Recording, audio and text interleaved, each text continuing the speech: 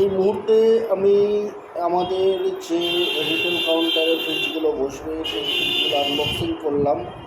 তো টোটাল 3টে ফ্রিজ এসেছে, ছোটো ছোটো 65 লিটারের ব্রুস্টারের ফ্রিজ। দেখুন, 1, 2 নম্বর, 65 লিটারের ব্রুস্টারের ফ্রিজ।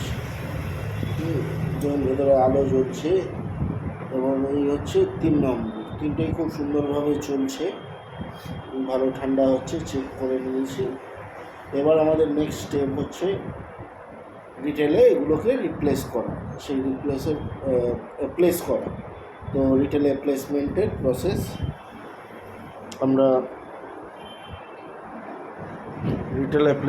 প্রসেস আমরা শুরু করে দিচ্ছি। এই যে দেখুন, পুরো 3টে একসাথে দেখা যাচ্ছে। ঠিক আছে, ওকে, থ্যাংক ইউ।